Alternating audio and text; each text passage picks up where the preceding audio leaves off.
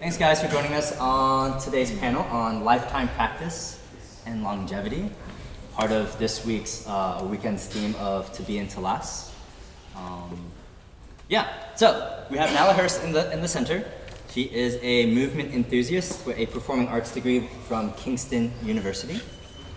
She has over 10 years of experience coaching movement, providing nutritional guidance, and helping clients manage their stress. Today she runs Wild Movement, or Wild Fitness, to provide holistic fitness retreats around the world. You can find her here in London working one-on-one with her clients. And Brighton. Running between trees and teaching primal movement to school kids. Let's give her a hand.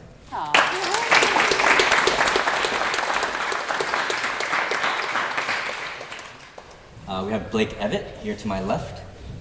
He is was a Division I college cross-country and track athlete when he first tried parkour class in France. In 2010, he was awarded a prestigious Thomas J. Watson Fellowship to continue his exploration on the sport and his evolution taking him around the world. His amazing experiences influenced him to launch Parkour Generations Americas, and today Blake continues to help manage the Somerville and Boston parkour community, develop ADAPT instructors, and is a co-director for the U.S. Parkour Association. Let's give him a hand.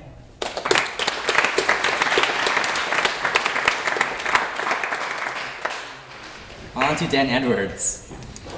Dan began his exploration of the martial arts at a very young age. He started parkour when there was only a handful of practitioners in 2002.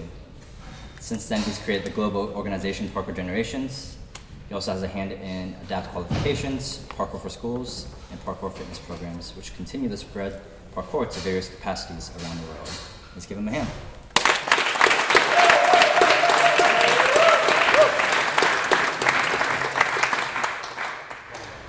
So we're just gathering the panel together really to find and hear insights from three world's best fitness enthusiasts and professionals. Don't go that far. two of the best, and one who's just older than everyone else. Dinosaur over here. Let's face it. Better to gain their insight, gain a little bit of better understanding, and hopefully have some outcomes coming away from this panel.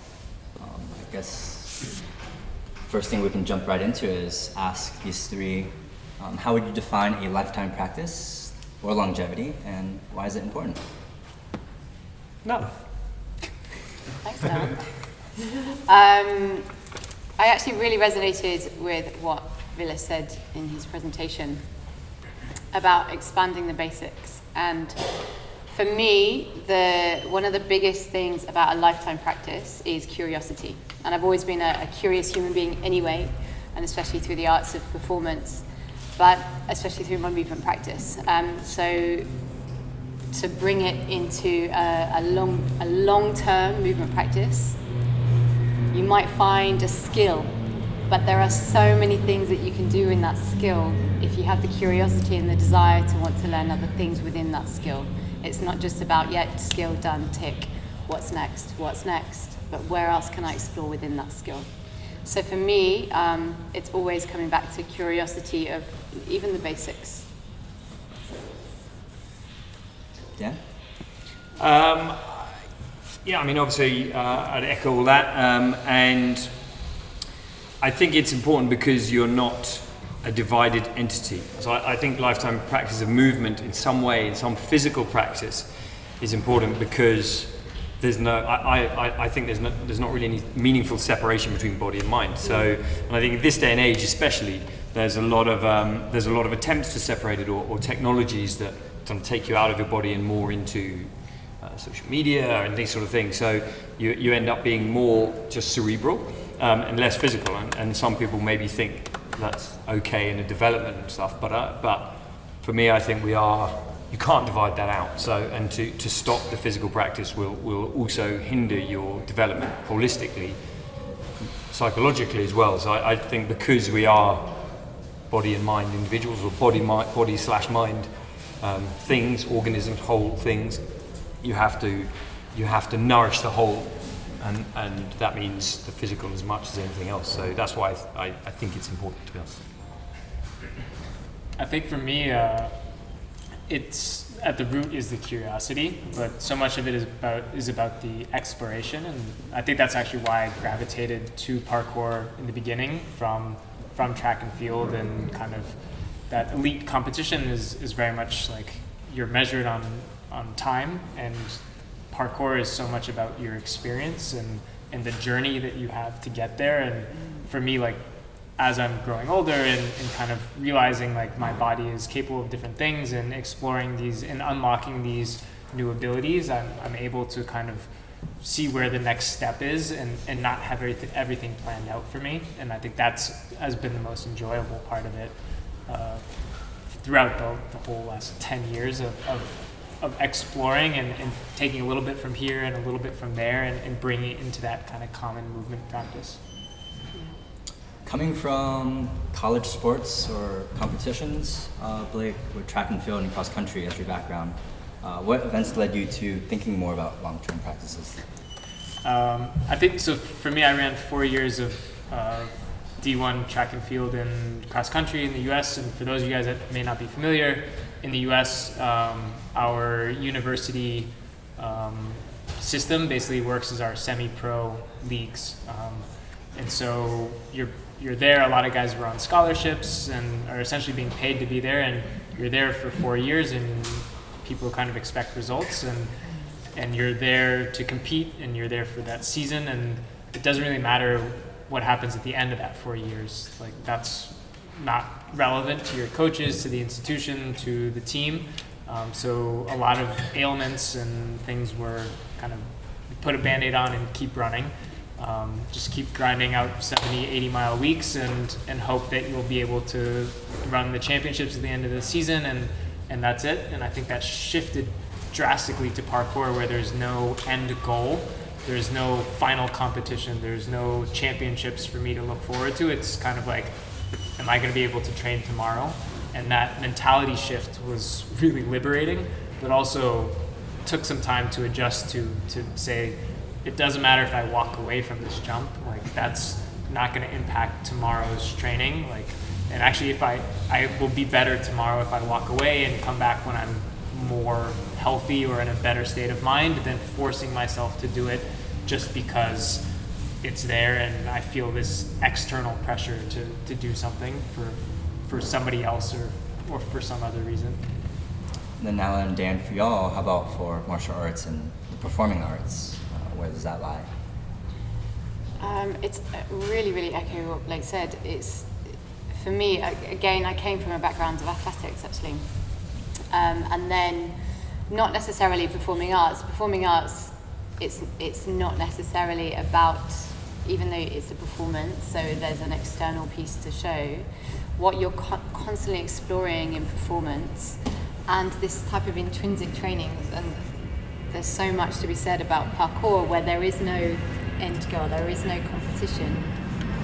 Is all of this, and the beauty of this and the magic of this is that it's about self-regulating and self-checking and saying, what can I do tomorrow? What are my abilities today? What are my abilities tomorrow?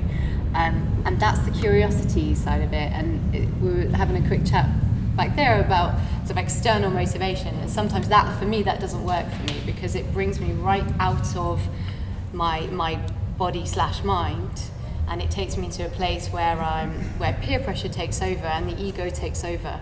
So for me, when I can self-check and I come back to what I enjoy doing, where is it fun and creative and playful for me, so whether it's performance or whether it's parkour or other mediums, then yeah, it's always about coming back to that. Martial arts. So, and I suppose I'm only really talking about more practical fighting disciplines, which I studied. I was never very interested in sport versions or competitive versions or things like that. So, so I'm only talking really to that side of things, the fighting art side of things. But it struck me fairly early on that in that training that a lot of the teachers of those systems, it's not that the systems necessarily are flawed or whatever, although maybe they are, but a lot of the teachers of those systems had been defeated by their own training, in that a lot of them were heavily injured, they could barely perform the techniques they were supposedly experts in, and some of them wore that as a kind of badge of honor, like, you know, everyone kneel down, but I can't kneel because I've broken my legs 4 times and blah, blah, blah. And that kind of struck me early on as, it's a bit weird. If you're training a fighting discipline, which is meant to make you a competent individual, and you haven't been beaten by an opponent, you've been beaten by your own practice. And that kind of struck me as, you know, I don't want to end up like that. And I don't think their practice works if that is what their practice leads them to, or at least they've not applied it in a way that works. So I was very interested in looking for things that avoid that, and training ideas and concepts that you could train forever and just keep getting better and stronger through. And then actually when I encountered parkour, I realized that there was a level of strength and competence there that was beyond what I discovered in the martial arts. Not that martial arts aren't fantastic for many things. So that was why I wanted to practice it. And what it came back to was an understanding that in martial arts, exists in parkour too, exists in any discipline, that ego is your main enemy, I think. Because most of those people that were ended up like that, most of those teachers, what had actually defeated them probably was in some way their own ego that had driven them to do things and damage their body and hurt themselves in order to, you know, in order to achieve certain things and maybe show off or win competitions, maybe, I don't know, but mainly it's an ego thing that's probably led to a lot of those injuries. That I kind of thought that, you know, it's probably therefore the main thing to be aware of is, when is your ego driving you to do something that's unhealthy for you, and can you kind of observe that, and can you rein it in? So that I'd seen in the martial arts a lot. It also exists in parkour, and exists in any discipline, but I suppose that was kind of the overlap. What role did a mentor or a teacher play for you? Also, to what capacity for just kind of pushing the holistic value on your end? I've trained with a lot of really amazing people around the world. I've been really lucky, and I've seen the opposite. I've seen the other side in martial art teachers. Otaka Sensei, who's maybe the sort of the most respected swordsman, let's say, in Japan. He is. When I first started training at his school, he was the head teacher, and he was in his 80s. But he could move faster and outfight anyone in that school. And some of those guys were, you know, 40, 50 years old, and they'd been training 30 years, so they were pretty good, but they would still not be able to face him.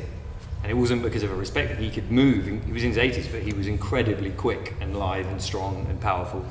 So that's the opposite. So that training method, you know, which is a very old training method, obviously works. So I've had teachers like that, and Tadashi Han in Aikido was the same. He was in his 80s, but strong, powerful, good, you know, throw you around, whatever. So I've seen the opposite example as well, and I consider all of those people mentors and teachers. I'm lucky. My first teacher in the fighting arts was a real fighting guy.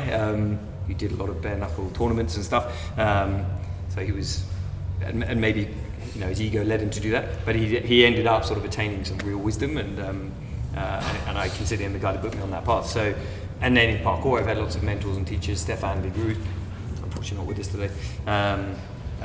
You know, he was one of the first ones I trained with. I thought, this guy can really do some stuff. You know, he's really special and different. And then I think really everyone is your teacher, and everything is your teacher if you have the right mentality. So, I mean, where would any of us be without everyone to teach us? So yeah, I think I give a lot of respect to all the teachers that I've had here. Blake, what about for cross country? So when I think of cross country, maybe a coach can only provide so much motivation and encouragement. But for you, what about exploration and curiosity? Yeah, I mean, I think for cross country it's weird because like your coach will be like, hey, you're gonna go run X number of miles today, and they send you off, and like we didn't have GPS watches, they didn't know where we went. Like sometimes we'd go and get donuts, but I guess that labels me as American. But I think a lot of times so much of it is just in your own head, and you will run workouts and you'll go on these runs, but so much is just on your own time and in your own kind of fighting your own internal battles. That kind of parkour and the social context was really kind of what drew me in. And I think my first sessions, the first sessions I did in parkour were with Laurent.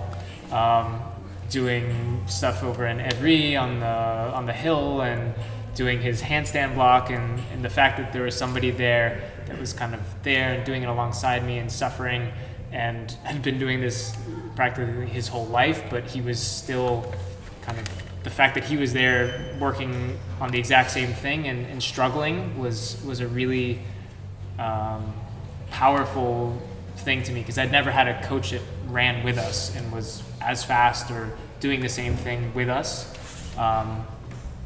And that was just totally shifted the dynamic for me. And I think for parkour, that's been such a part of the journey, has been coming to London and training with the guys here, or being in Denmark or in France, and having the opportunity to train with people that are so much older and more experienced, but also kind of living what they're teaching, which is just such a kind of core piece of parkour that's powerful. Nala, for you, how about creativity? How did you find autonomy from the performing arts, your performing art mentors? I think that's always been part of my nature anyway, so even before performing arts. I tell you who or what I found to be the biggest sort of teacher or learning lesson that sort of almost transcended my journey in movement was the difference between studying movement and performing arts at college and university. And then when I graduated university, I worked in a gym. So it was a good old Fitness First down in South London. And it was the transition of how I saw bodies move and where people's heads were at and where their mindset was at. It was coming from a very contrived, fearful place that they had to look a certain way, they had to be a certain thing, they had to get a certain speed on the treadmill, they had to lift a certain weight. And it was, motivation was always so difficult. And I don't know about you, but who trains in a gym, a normal, typical, and I'm not slating them, they can serve a really, really, really good purpose. But what I saw was this lack of passion, this lack of desire, this lack of joy in movement and in where they actually wanted to be there. It was almost like someone had to drag them there to say, come on, do your hour, and then you're good, then you can go home. And I think we can all sort of relate to that. So that was the biggest life transition, because I went, okay, there's something hugely fundamentally missing in this culture. What is it? And that just completely transcended my journey into finding cultures that were so much more integrative. I lived in Canada and I lived in Australia, where this lifestyle culture of going out for a hike and surfing and finding more kind of purposeful pleasure ways of living really sort of inspired me. So yeah, I'd say that's my biggest teacher. For someone where independence comes more naturally for you? For what, sorry? Being independent. How would you, or what would you suggest to those that need a little bit of pressing to find some freedom? I would say I definitely urge employed people to explore skill-based training, and I think you're all here for the right reasons on that perspective. So that's my number one, and it's a case of finding a skill that they really connect with, and it reaches the core of them, and they go, this is what I love. And it might be Brazilian Jiu-Jitsu, it might be parkour, it might be gymnastics, but it's something where their whole bodies and mind are encompassed, and they're completely in the moment of what they're doing. And it might be dance, it might even be creative writing or art. Like, it doesn't necessarily have to be a movement per se, but that creative writing might open up the door for another journey that might inspire them to want to do more creativity in their body. So yeah, I'd start there and then we build from there. And Dan, for you, when I think of like student and teacher relationships, I often think or draw straight to martial arts. How did you find independence from maybe your mentors or your masters as your own practitioner? I think the two are not necessarily mutually exclusive. So I think you can be entirely autonomous and still learn from others. I think you probably have to be that way, because you are learning from others as soon as you're born, right? Through the mirror neurons in the brain and modeling and things like that. So you're immediately learning from others, and everyone around you teaches you everything, the environment, nature, everything is always teaching you all the time. And yet you are also autonomous. You are also making your own decisions, and in some way there is a bit like the discussion on individual and group, right? There is a sense of individuality. So, so I think it's a case of the more autonomous you are, probably truly autonomous, as in the more you are not overly concerned maybe about external pressures and what other people think, etc., then you're probably more likely to be able to learn from others, because you're not going to judge as much them, and you're not going to think about in terms of conflict, and do you have to prove yourself more, and do you have to in some way reach their standard or belittle them. There's not going to be a conflict. So the less ego you have, I guess, again, the more, and in some ways the more autonomous you are as an individual, the more you trust yourself, the more you're going to be able to trust other people and learn from them, because you're now not going in judging, you're just going in quite objectively thinking, what can I learn from this person? And they may know far less than you in theory in your discipline, but even from that person you can learn a huge amount, because they might have a little nugget of knowledge that you never had, and that could change your whole practice. So I think getting rid of checking your ego at the door, that kind of thing, again, is the most important. And that means you can be entirely autonomous and still learn from everyone and everything, because you're not seeing a conflict between you and the person you're learning from, or the person you're also teaching, because it's a completely interactive and ongoing relationship that you have. You're always teaching, you're always learning. And teaching is learning. So I think I think the two are not mutually exclusive. And how did you build trust towards that? How did I build trust towards that process? Yeah, that process. Trust in yourself, trust in that mentorship. That's a really interesting question. How do you build trust towards that process? I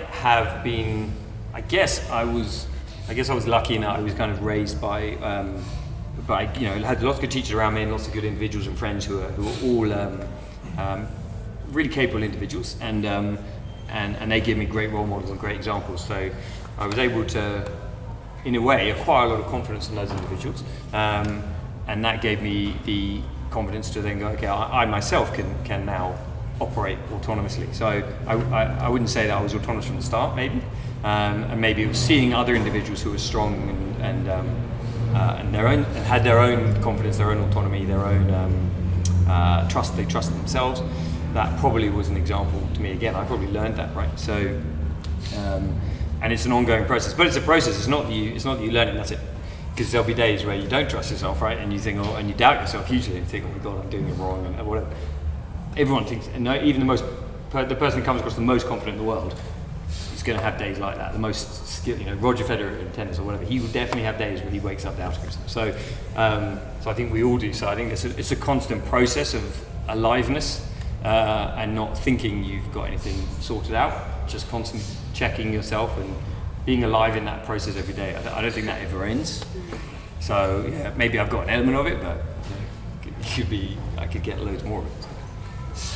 Blake, I know, if I remember the story correctly, your cross-country coach had heard that you had done parkour in France, told you it was totally off limits and banned you from its practice. How did you find that trust in yourself of, hey, maybe I can or do practice on my own, and versus listening to your coach? I guess probably I don't like being told what to do very much, so that probably didn't help anything. And my coach had heard that I got a research fellowship to go and hang out with the Yamak, and then heard about what I was doing and was like, there's no way you can do that when you're on this team. And a lot of guys were being paid to basically be on the team with scholarships. And so even though I was a walk-on, I think for me that was kind of a balance that I had to figure out. And so instead of blindly disobeying him, I decided to focus on the steeplechase instead. And so those of you that aren't familiar with it, it's 3,000 meters around a track, but every lap you jump over a bunch of hurdles and you jump over a giant water jump. So it was the closest thing to parkour that I could get in track and field. And that became my discipline for the next 2 years. But I think the kind of bring it back to the trust element, for me, it was more about the exploration and kind of keeping things fun and engaging, and I'd gotten a taste of that with parkour on my trip with the Yamak, and I really wanted to have that in track and field, and so that was what kind of kept me coming back and what allowed me to build the confidence to as soon as I hung up my spikes, I then transitioned kind of full time to parkour and started traveling. But having done the steeplechase for 2 years and kind of doing something that I was comfortable with in a familiar setting gave me that launch pad. Pulling back to, I guess, to be into last, was there ever a moment in your life where having that trust in yourself or just not wanting to listen to authority kind of pulled you away from longevity or lifetime practice of movement? I mean, I think in general, a lot of kind of competitive sports are very goal-oriented, and when I graduated from college at 22, I was like, I had really shit knees and ankles and had a lot of issues related to kind of chronic overuse. And then after a year of training parkour, like my knees and kind of all of the ailments that I'd been suffering from stress reactions and stress fractures and tendonitis, all of that had kind of disappeared because a lot of that pressure was off. And I was able to kind of focus on things that felt good. And realizing that shift of, okay, I'm no longer an elite athlete that needs to be performing and has a season that I have to be performing during, but I want to be able to do this thing that I really enjoy when I'm 80. And realizing that there wasn't really, in a lot of ways, there still isn't a model of kind of what does 80 in parkour look like. The founders are in their 40s. The people that arguably have been doing this the longest, and so I think for me there's no limit to what the possibilities are with what we're doing, and a lot of us I know kind of intend to keep going for as long as we possibly can. And yes, I realize that I'm not going to be doing the same jumps that I was doing, but because there's no time, there's no measurement, there's no kind of competitive element for me in parkour, it means that I'm not racing a ghost, which is what I would have when I kind of go out and I run races now. I am running against the ghost of myself at 22, which I'm probably never going to be faster than I was at 22. I can run farther and I can run farther for longer, but I'm not going to run the same kind of speed that I ran then. So I don't have that kind of that haunting sensation. Now, for you, was there a moment in your movement practice that's pulled you away from longevity? I'd say mine's more injury related. So I ruptured my Achilles 10 years ago and a bone spur formed. And it's always, it's one of those, it's a relationship because I've had it for so long. It's always at the back of my mind. I don't know if anyone's sort of had an injury where they go, is it there, is it there? How's my relationship with that thing today? So I'd say that definitely knocked my confidence. But I'd also say that the trust house is still getting built. I think it does with everyone. And there are moments and there are days when you can really believe in yourself and that you can take yourself to great places, and then there are days where you don't feel so great. And I just think that that's part of life.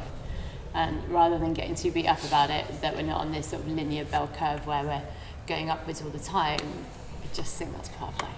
And if we just deal with that, then we can almost liberate ourselves that day to day we're learning and we're taking everything in. If the ego's left at the door, then we can learn.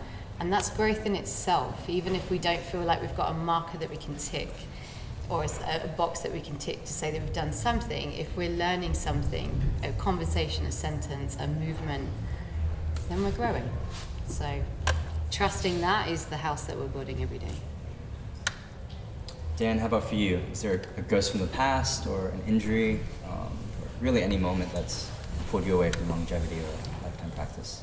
I mean, again, yeah, I think everyone makes mistakes, and I think it's not that when I say, their training has defeated them, so someone that gets injured or whatever, you are going to get injured if you do physical, you're going to get injured if you live life. Right? That's the way it is. I think it was Kerouac who said you should the end of your life should be like handbrake turning into the parking zone with a banged up car. That should be how you end, right? Because then you've lived a life. So that is going to happen inevitably. Of course, you eventually wear out, your body breaks down. It's designed to do that, so it's going to happen. So I don't think it's a problem accumulating, getting some injuries. Those scars and the experiences of the history of your body, the history of your life. I think the important thing about them is learning from them and trying to see them as positive feedback tools, and that's all. Again, not judging them, just seeing them as objective. This is just feedback. An injury is really just feedback on what you're doing, and it's just showing that something is suboptimal, probably, whether it's technique, your strength level's not right, psychology, you push yourself to do something too hard, so it's ego, were you emotionally in a weird place that day and it caused you not to focus. Something was suboptimal in your practice and therefore you got injured. So don't judge it, just say, well, that's just feedback and I can learn from that. That can teach me exactly what I need. That sort of feedback is really just your body's way of sort of slapping you in the face and saying, you haven't learned this lesson, I'm now going to teach you it whether you like it or not. Here's the injury, which you can't hide from.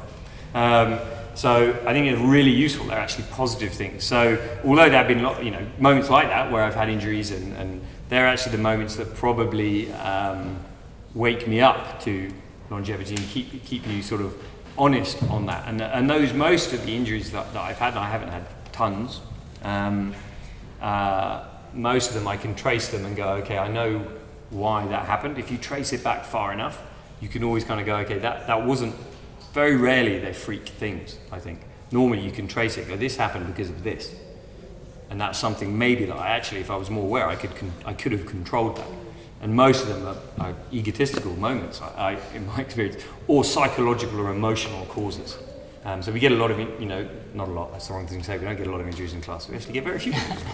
But if you've taught for 15 years parkour like I have, then you've seen a few injuries in class, or in training. And a lot of people will say, just bad luck, it just happened, damn it, I rolled my ankle, and they just write it off. But then if you dig deeper, if you ask questions about why did that actually happen? What's going on today? What happened last night? Have you been sleeping properly? Have you been eating properly? If you go deeper and you ask a few questions, every single time, they actually will come up with an answer. They will actually say, you know what, probably it was this, I didn't get enough sleep, or my girlfriend left me this morning and I'm feeling really upset about it, and I knew I shouldn't have trained, but I came anyway. Almost, in fact, always, if I dig deep enough, I'll come to a reason, which is really interesting. So I think that is, when you understand that, and you realize that you're the same, you then think, wow, okay, I really need to listen to myself, and self-knowledge, sort of think a little bit about what's going on, what's driving me to do things, what's my motivation to do these things, and are they healthy motivations? Are they going to lead me down a good path or a bad? But inevitably you're going to make mistakes, but mistakes are, as Villa was saying, it's the hormetic stress response, right? The response to those things is going to make you stronger, so mistakes aren't a bad thing, so don't worry about it. And to give you a perfect example on what Dan said, so when I ruptured my Achilles, it was when I was working at this gym, and I felt like I was trying to fit a mold of what a perfect personal trainer looked like. And I was training the way that I don't train now, and I was running the way I don't run now, and that's when I ruptured it. And ever since then, I've had niggles, but I've never had another injury since, because I've taken it inwards and I've left that ego at the door. So that's a perfect example. Just to ride the coattail of that, Nala, where are the overlaps? And also maybe where are the gaps between your coaching practice and also your personal practice? Okay, so for a while when I worked one-to-one with clients, I'd give them 3-month programs and I'd work on meso microcycles, and I found for me, it never worked for me. I could never stick to a program. No, I really tried, but I couldn't. So I get 2 weeks in and I'm like, I'm bored of this. And I felt like such a hypocrite, and I felt like I was doing myself a disservice, and I was doing my clients a disservice. So I think as I've grown as a coach, I've gone, okay, if this doesn't work for me, and then I'm speaking to my clients, and they're like, yeah, I'm just finding it difficult to like fit into because I work with sort of slightly older clients who have often got families and full-time jobs, and they're trying to fit in life and many other life things, as well as a practice of movement. And I didn't really train this week, and I didn't do anything. And I'm like, well, if it's not working for them and I'm not doing it, then how can I sort of respect them? So I've almost scrapped programs with my clients, and I've come back to really sort of basic. All right, find some joy in connecting with your partner through cooking or something, and it just comes back to the enjoyment, playful moments in life. That I think when we start to have those moments, we can start to be a little bit more present, and then you can start to build more movement into those things. And that's why skill-based training is also a very good thing for that as well, because even if they're not looking to have a perfect objective or a perfect outcome at the end of the skill, but they enjoy the process of learning the skill, then they're more likely to do something as well. And you don't necessarily need programs for that. It's going back to this notion of parkour or any other sort of discipline like that. It's much more about there is no end point. There is no end point. So yeah, I think that's where I felt like I was being a hypocritical coach when I was trying to program, and I felt like there was this overlap or this gap between my coaching and what I was actually doing. But then I realized that it doesn't need to be that way. So. Blake, have things changed for your personal habits, going from cross country to now just taking full ownership of your personal practice? Yeah, I think for me, one of the big things that I've shifted has been the kind of the orientation of why I'm training. A lot of times before I was training, I was running because I liked to compete. I wasn't running because I liked running. When you're running 10, 15, 20 miles, like there's very little of you that actually likes that process. And it was so that I could perform well. And when I hung up my spikes, I was like, I'm never running again. That lasted like a year or two, and then I found kind of obstacle course racing, and now I've kind of gotten back into running as a supplement to my parkour training, because I've found that I can make it challenge based, and that's what I really enjoy about my training. I wouldn't even call them cycles because they're so exploratory and playful that I think for me it's just something that I'm interested in, and my interest goes and kind of wanes and waxes based on something that I'm inspired by or that I see that I want to learn, and for me that's more interesting and more engaging, and I find that I can get more enthusiastic about training when I'm curious and when I want to explore something, when I have that oriented around a challenge, as opposed to when I have like a 10-week cycle that I've planned out meticulously. I can't seem to follow that, despite the fact that I also teach that and we build curriculums in our classes, and it just doesn't work for me. So I think so much of it is about the playful challenge than anything else. Dan, what about for you? Just because I know that you're traveling all around the world to deliver ADAPT qualifications and running the chain store. I'm sure there's some gaps in your personal practice. So gaps between that and coaching practice. Yeah. It's very interesting, and I think what's interesting about what these guys are both saying is that they practiced and understood and learned the structure of programming and the structure of training. So they had discipline and structure, and then they evolved beyond it, which you could probably relate to, very old traditional concepts in Japanese. They call it shuhari, which is like basically the evolution of you learn a structure and then you move beyond it, which is what artists do as well. They learn the rules and then they move beyond the rules. So that's exactly what they've done. Doesn't mean that the rules are not useful, especially at the beginning. You probably do need rules and guidance. So that's why it's okay to have curriculums in class and programs, etc., for certain people who are maybe starting out and they need to understand the structure of training, and there is a progressive structure and that it's not just random. But then once they get to a certain level of experience, like these, like a lot of you, the coaches here, and like a lot of you practitioners here who are very experienced, you kind of move into a more auto-regulation, what's sometimes called auto-regulation in training, rather than cyclical programming. And auto-regulation, I think, is really it's what most parkour practitioners do, and certainly did in the early days. And I try to, exactly what Nala says, I kind of, if I'm going to teach something, I think, would I do that myself in my own training? And if not, and there might be a good reason. It might be like, I wouldn't do it for this reason for me personally, but it's going to be useful to these people, so I'm going to give it to them. But, so these are the odd exception, obviously, but most of the time I would think, if I wouldn't do it myself, ever, why am I getting these people to do it? So, and I become probably more and more ruthless with that in a way. And if someone asks me a question like, I've got this issue, how do I fix it? I will more and more think, if I was the person, standing there with that issue, what would I want to hear? What would I tell myself? Say I had that issue, what would I tell myself? Because probably that's what I really believe, is what I would do. So it's more authentic to say, this is probably what I would do. So I hope there's less now gap between what I do and what I teach in parkour, what I coach. It's not to say that there aren't exceptions, but I think it's a really interesting thing. And when we're running the coaching qualifications, especially the level ones, you will see people getting into coaching. They will do things they think this is what you should do when you coach, and they'll do something they would never do in their own practice and they have never done. And then you ask them at the end of that session, we do micro-teach kind of sessions, we ask them at the end of the session, have you ever trained like that? Nope. Would you ever train like that? Nope. So why are you getting them to do it?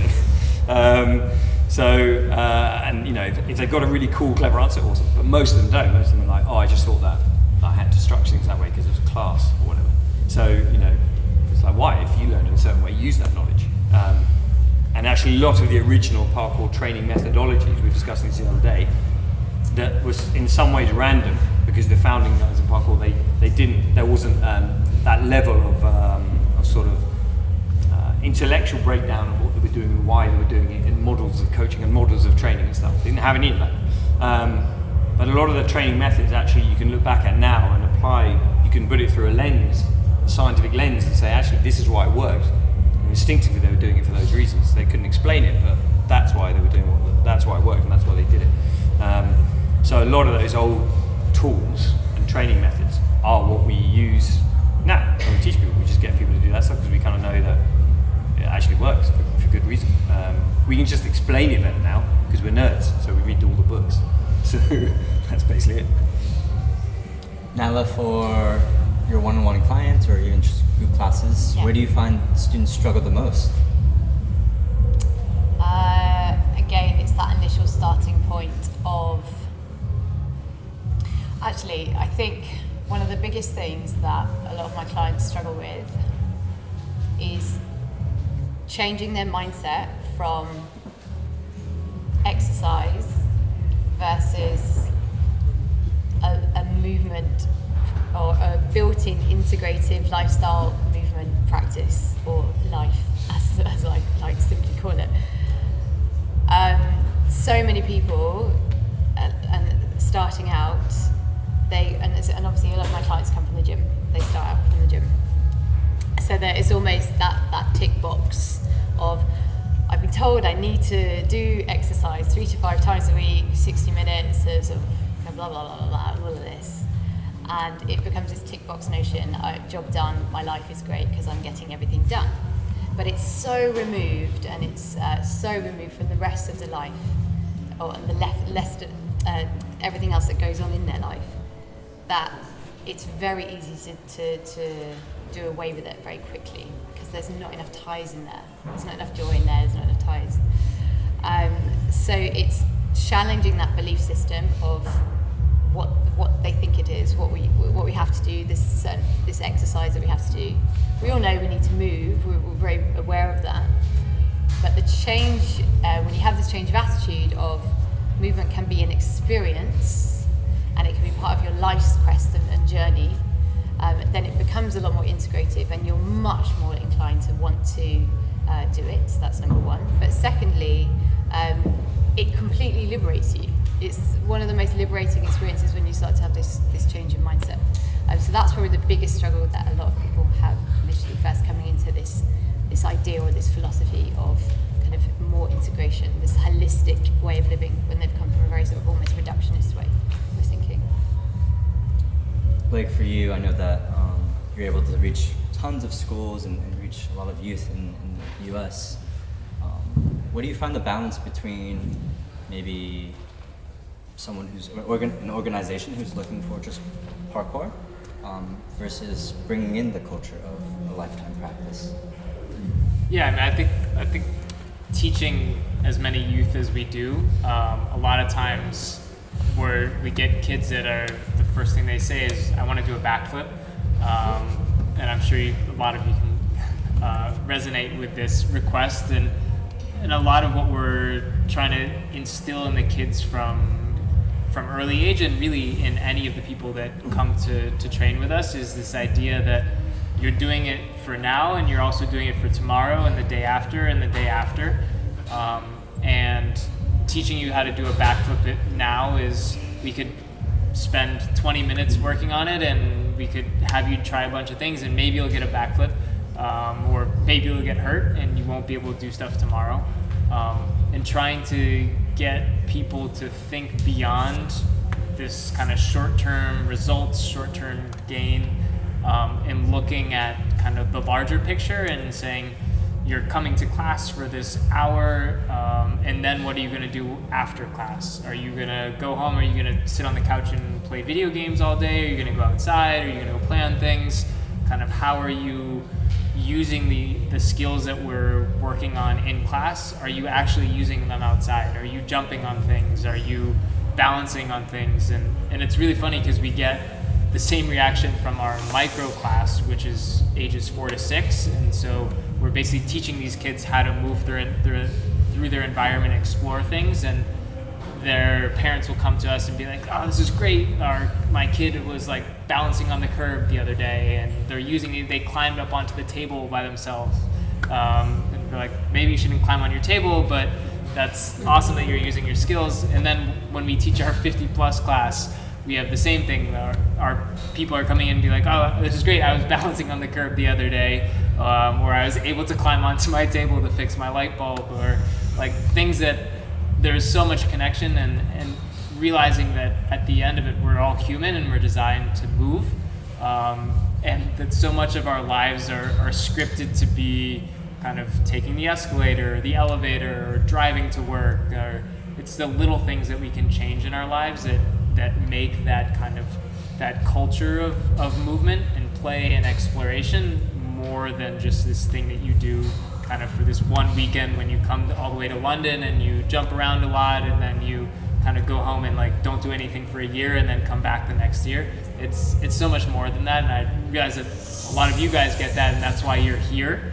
But kind of making that your general way of life. Has your priorities shifted from the very start of your practice to where it is now?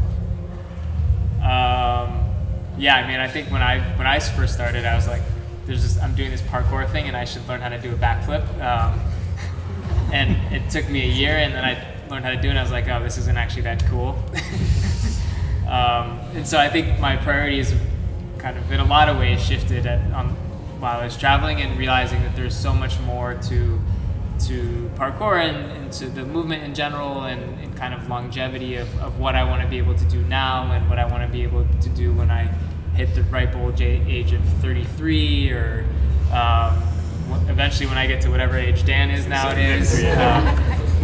And I think for me, like that has shifted as I've grown older, but also like as I've seen other people do things at different ages and be like, I want to be like this person and be able to do the things.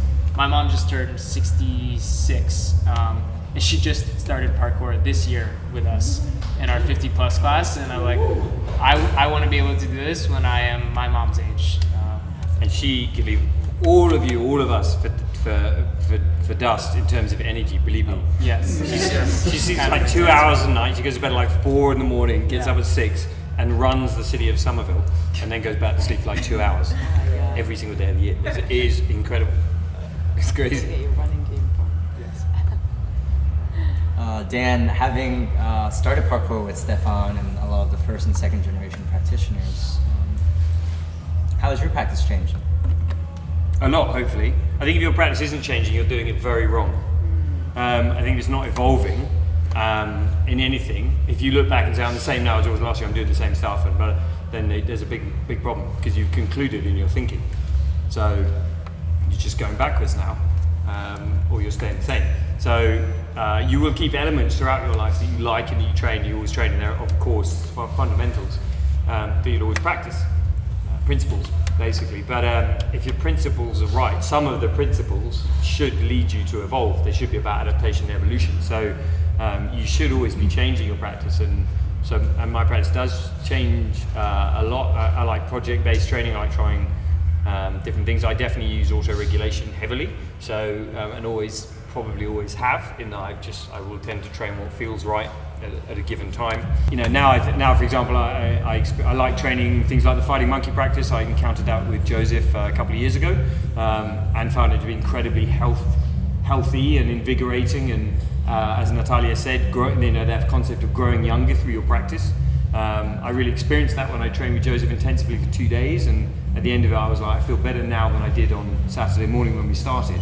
I feel better, more energized, fewer niggles. More alive now than 48 hours ago when we started this incredible intensive training. So I was like, okay, that probably is a good thing then. So then I started getting into that stuff, and I find it very tough. Those coordinations. Who found those coordinations hard? Oh my God, right? Oh my God, they're hard. And some of you are probably frustrated, thinking, no, why didn't they teach us? Where was their method of teaching? They didn't break it down. They didn't give us progressions and regressions. They went straight from Natalia went from incredible simplicity to incredible complexity in one step, right? What the hell? That's not good teaching. Believe me, they do that for a reason. They know exactly what they are doing. It's not random, and they're not bad coaches. They're doing that because they know that the complexity will force you to come up with solutions and answers over time, watching them, watching others, going through the struggle, and they want that struggle. That's the process of learning. They want you to struggle. They want you to be frustrated and find it difficult. It's done on purpose, and that is cool. So I find that incredibly hard. I'm a crap dancer, so I was like, this is great. So I like that sort of thing. So if I find something like that, it's interesting, I take it up and train it. It's kind of project-based auto-regulation in that I'll auto-regulate until I come across something that I think this is really interesting and feels really good, and I'm going to do that, and then I continue that process. Now, if you had to go back in time, is there one piece of advice you'd give yourself? To trust auto-regulation more. Trust all the way. Yeah. And I think for a really long time, I didn't trust it. Yeah. And I thought I wasn't on the right path. And I thought I had to be doing it the way that everyone else was doing it. Yeah. But yeah, so 100% trust your instincts, trust your auto-regulation, definitely. And I think with change over such a long practice, are there moments in your personal practices where auto-regulation might not be suited for that particular moment? It can certainly lead you to make errors occasionally, because it's quite a sophisticated system. You will at times interpret it incorrectly, especially if you haven't got your ego under control. So you're certainly mistakes, but probably I would argue that those mistakes are what you need to make in order to learn those lessons. So I would say those mistakes are maybe part of the auto-regulation. So it depends what you're training for. If you've got a very specific goal, then you might need to go, okay, I need to program a bit in order to do this and achieve this in a certain time. But you chose that goal, so you obviously chose it for a reason, and that reason you feel that it's the right thing to do and whatever. So go for it. I think it can lead to mistakes, and maybe you should try things. But then you could argue that the mistake is part of the auto-regulation and it's necessary. Well, if we're thinking about long-term goals, how would you measure your progress, making sure that you aren't straying away from that? I think for me, because I'm so kind of challenge-based or goal-oriented for a lot of my training, I think that's very much been a part of the process. And so I'll set kind of general goals of projects that I'd like to accomplish, whether they're parkour-related fitness goals, and then generally regulating my training with that goal in mind. I think it's taken me some time to learn how to control my ego, and this idea of, I'm this elite athlete that can do anything, and realizing that I need to prepare my body just like everybody else, and that degree of arrogance and kind of taming that has been a process. But I think also the importance of play as part of that has been something that I've really focused on and kind of tried to make an integral part of all of my training sessions, because I get bored really easily. So, Cool. Well, speaking of training sessions, what do you hope to bring to the Rendezvous for this year?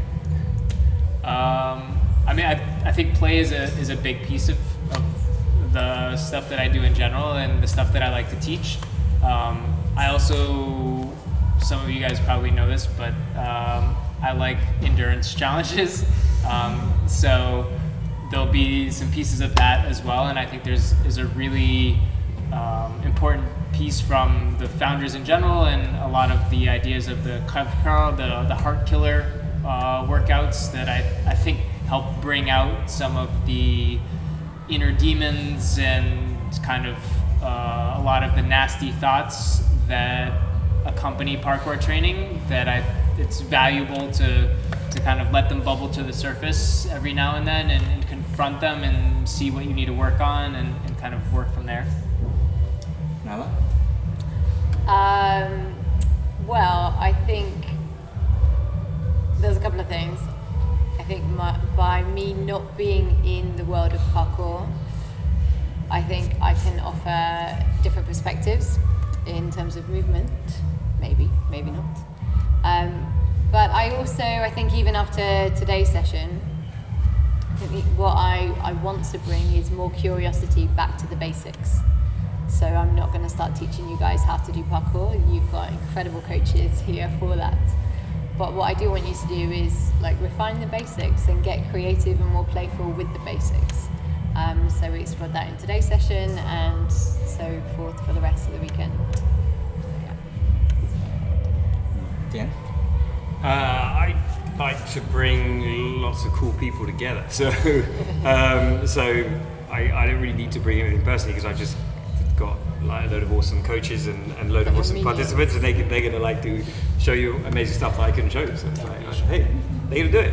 I think I like to bring, I suppose, just moments of experience. That's what I hope that people will go through in an event like this. They will have, maybe you only have a few moments of real experience, really sort of deep experiences in that, or highlight moments, or mind-blowing moments, or where you just go, wow, that little piece of knowledge that one coach just told me is going to change my entire practice, my entire life. I'm going to hang on to that forever. That's kind of what I think is really awesome about events like this. A lot of it won't be relevant to you, but you might get some stuff that just changes everything. So that's kind of the stuff I hope to bring, and more in a way, if I would more personally, what I will actually sort of focus on more, I suppose, would be the internal elements of again, what's your inner narrative, what's your ego telling you to do, where's the self-knowledge coming from here, what are you learning about yourself through this training, this moment, which I think is again the resilient mind and that sort of stuff. The growth mindset is probably, I think, the key element to being healthy is the perspective and the growth mindset, seeing obstacles as opportunities, like Villa was saying. If you've got that mindset, I think you are much more likely to overcome challenges and find a healthy solution, and therefore be healthy longer. So for me, it's about the mindset more than physical technique or anything. Yeah, and just on that note, for this weekend, if you find that there's certain sessions that you don't connect with, and I'm partly speaking from experience as well, sometimes you go to a session and you're like, oh, I don't like this is just not really what I wanted today. The growth can really come from going, okay, if this is the thing I don't want to do, what happens if I really were to be present and really try to learn from this shitty situation, which I don't really want to be in right now? That's the growth right there. So if you find over this weekend that there are sessions where you your instant reaction is to go, I don't like this. That's when you take a bit of a rain check on yourself and go, I can really learn something from this. So, and that will happen over this weekend, I'm sure, at some point. Super important. Let's give them a quick hand for coming together and presenting.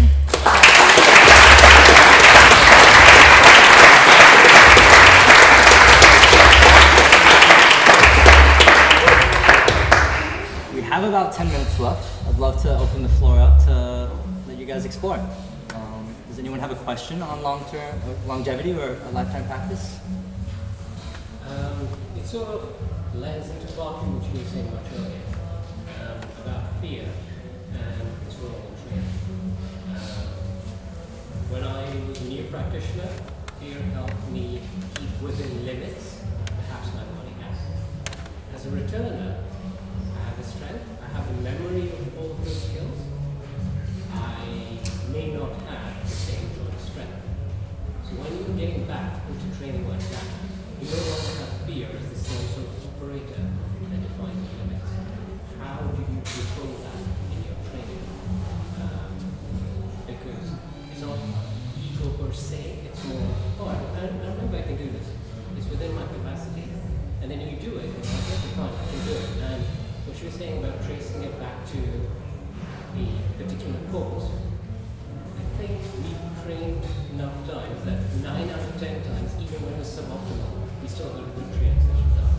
So it's hard to, it's always easy to say, oh yeah, I remember that session, I shouldn't have gone for it, I had this, that. But we always make stories about it. So how do you start to identify where you've got a body limit versus a psychological limit, and where you may not get the psychological limit, your body's choice perhaps not adapted. It's a very good question. I think the answer is experience. I think you can't, you won't know until it's a process of managing the imbalance that you start with. So like when you learn to walk as a baby, learning to walk is a process-oriented thing. Right? You couldn't study it and then understand it. You just have to do it. You have to try, fail, and over time you learn the balance to stay upright. And your body learns to create the right length, tension, relationships, and all that. But it learns it through doing it over and over. So I think it is a really, really interesting question and vital to be aware of. Like, what is my mind overreaching my body here, or underreaching? Is it not pushing it hard enough? And I think that balance only comes through lots of experience and curiosity and testing and making mistakes and then starting again and using the feedback from the mistakes. So I think it's an experience thing. I don't think, I'm a big believer that you can't shortcut certain things. I know everyone nowadays is all about life hacking and let's hack this and let's hack that, but I'm not convinced by any of that. I think some things do just take time and practice to really embody them and understand them. So I think it's a process we're all going through, and all our training sessions are suboptimal, right? Who's ever gone, that was the 100% the perfect training session. So every training session is suboptimal. But the question is just to try to keep improving them, I suppose. But yeah, it's a process that's ongoing, I think. That's my answer. Sorry, just touching on that. Isn't that also the risk that you're going to have fear of conditioning your practice? You're going to have fear. Fear of conditioning your practice because you learn better, but then you also end up restricting your range because at some point there is fear, whether it's conscious or subconscious. So for example, when I do pulls, because I have a knee injury, I'm less likely to pull on my knee, but then that ends up being conditioned in practice. And while you can identify and work on it, at the same time it influences then how you move. So you're not moving naturally, you're moving in a way conditioned by fear. 100%, yeah. Fear reactivity like that is a huge thing, and you can feel your brain can make you feel the pain even when the injury is completely gone, and so you'll still be responding to fear. So my view on fear is that it's an emotion that you create stories, and then you attach those stories to that emotion, right? So the emotion is a good thing. There's nothing wrong with that emotion. It's natural, whatever. It's just that we create stories around it, and then we attach to that emotion, and they're the stories, and they define us. Like my knee is weak, I can't jump. That's our story. It's a story we tell ourselves, right, over and over. So I think fear is your guide. Fear is actually your guide as to how to analyze yourself. So what you're afraid of is normally a sign of something that you should be doing, or you could do normally, because you're only really afraid of the things you probably can do, right? That's why you're afraid of it, because you're part of you thinking, I might actually try this. So you're only really afraid of the things that are within your reach normally. So therefore, it's a guide to where you can be. So I think seeing the fear is a positive thing. Use it as this is a guide, this is a reference point, this is a signpost that's going to tell me where I need to be. Is a good thing. Your fear normally holds the thing you need, I think. So it's not judging the fear. Don't see it as a bad thing. See it as a learning tool and something that you can get feedback from. And sometimes you listen to, sometimes you not. Sometimes not. A really good author described it as fear is you should treat it like a cowardly friend. In that their advice may well be right, but you wouldn't want them running your life. So sometimes you do want to do it, sometimes not, right? Just to give another perspective, Blake, could you talk a little bit more about how you reframed your relationship with running post-college? In relation to fear or just rediscovering? Rediscovering. Yeah, I mean, I think for me, I discovered why I liked running, and it was something that was beyond the fact that I was competing. And when I was no longer competing, I discovered that I actually just liked the sensation of going out and running and feeling like I could go wherever and go over things, and the fact that I did parkour and that I could just go and explore. Like now I travel a fair amount, and kind of usually the first thing that I do when I get to new places, I go for a run. And that run could be 2 miles, it could be 10 miles, and it's really just based on kind of what I want to look at and kind of where I want to go. And sometimes I'll look at the map, but a lot of times I'll just go. And that feeling of independence and kind of confidence in myself and my abilities has been really liberating. And the fact that I don't have to train for something, I don't have to do it for a reason. It's more just because I want to go and my body can go and it feels good. And I think that was what kind of rekindled that for me. Sounds like a lovely run. Yeah. We have time for 2 more questions. There was some talk about competitions before, particularly the martial arts teachers that have ruined themselves doing them. Do you think with the rise of competitions within parkour, do you think the athletes are doing that at the minute are going to find themselves in however many years, 10, 20 years, are they going to be absolutely wrecked, or do you think that this practice, the people who want to do competitions, do you think the elements of it to be into last, do you think that's going to get carried over? I mean, I think you could probably look at the people that have done competitions for parkour and see how many of them are still training 5 years later. I think if you look at a lot of the other sports that happen and you look at competitive athletes and what the kind of retention rates are 5, 10, 20 years down the line, I don't know many of my college teammates that are still running and kind of doing it for fun. There are some that have gone pro and they're doing it because they're paid to do it. But a lot of my teammates are now fat and drink a lot of beer. So, no, not saying that those are bad things, but that's not running. Yeah, just quickly on that, competition is really interesting. I'm not against competition at all. Competition is a really useful thing in human cultures, and I love watching competitive sports. I'm a massive rugby fan, and I'm really glad those people are putting their bodies on the line and getting messed up, because I love watching it. So, so long may they continue. But there's no doubt that the competition is what competition will drive is extremes of performance, and extreme performance and health are probably mutually exclusive. So there's nothing wrong with going down the competitive pathway, but understand that you are probably going to move away from health, or it's going to be very hard to stay healthy to compete at a high level in any discipline, any sport, any activity. Any elite performer in any sport, I guarantee you, if you ask them honestly, can you be at the top of your game and healthy? They'll say no. Any sport. Say that again. Any elite athlete, any elite performer, if you ask them, can you be at the top of your game? Can you be winning these competitions and healthy at the same time? And they will all say no. Any sport, fencing, swimming, rugby, whatever. And they make that choice consciously, so I don't judge it.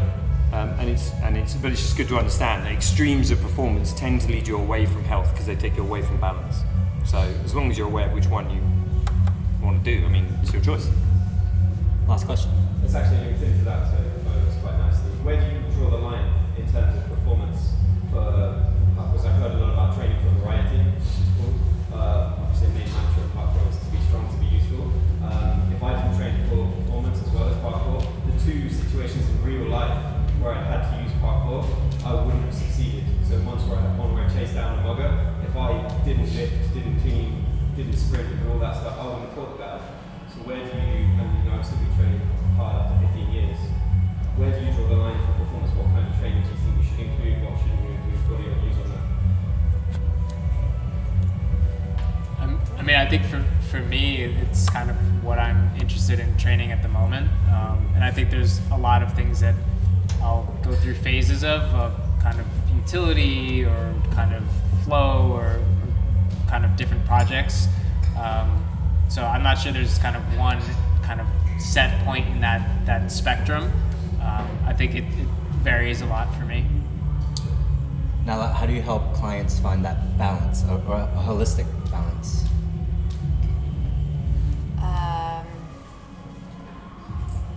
It's more through exploration. So it's about not giving ourselves such a hard time, and again coming back to this learning to trust ourselves more, and giving ourselves a little bit of a break.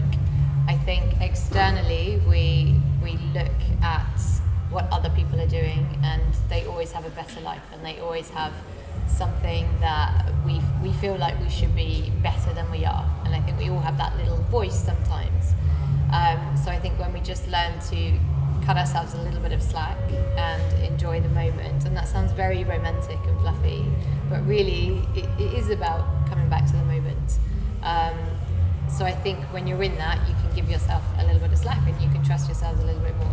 Don't really know how that relates to your question per se, but not necessarily to do with performance. But Well, how can we find more information about you guys? Blake? Come ask us. yeah. Or for the listeners out there? You can find me on Wild Fitness, so I'm normally running fitness retreats with wildfitness.com. I currently don't have a website, so you can find me through that. Or just get in touch, just come speak to me afterwards, and I'll give you my email. My number if you're lucky. Yeah, the normal email, I don't know, Instagram, whatever. Yeah. Not Instagram. I will not respond to you if you reach out via Instagram. Boston. He's in Boston. Yeah, come to Boston. You can find me here. There you go. I'll probably be here at some stage. So parkourgenerations.com, obviously, or any of the branches, pkgenboston.com, etc. You probably find information about us, but you guys probably all know us. Or just come here, or come tomorrow to the event. Oh, one last round of applause. Thanks, guys.